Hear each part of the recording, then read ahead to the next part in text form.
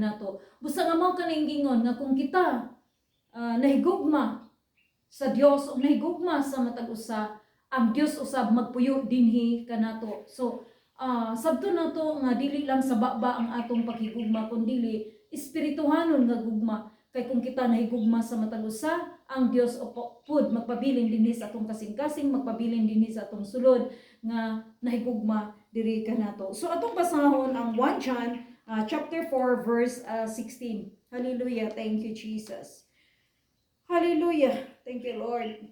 Kita nahibalo og nagtuo sa gugma nga gibatunan sa Dios alang kanato.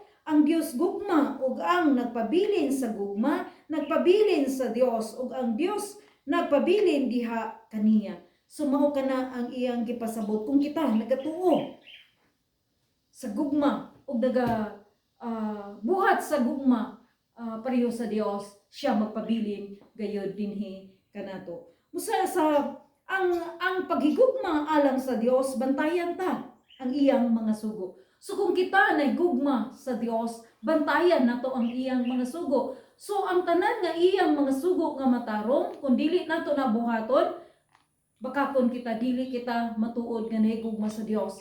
Apan kung kita matuod nga nahigugma sa Dios, bantayan gayud nato ang iyang mga sugo nga matarong. So kung matarong ang atong ginabuhat pinaagi sa pagsunod sa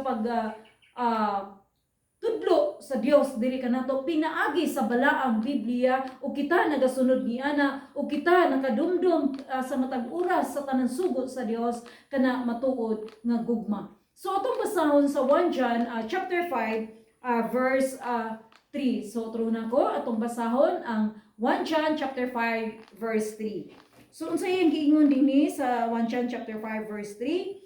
Kay ang paghigugma alang sa Dios mao kini nga tumanon nato ang iyang kasuguan o ang iyang kasuguan dili bugat. So mao kana ang iyang giingon nga tumanon nato ang iyang mga kasuguan kay ang iyang kasuguan dili bugat. Busa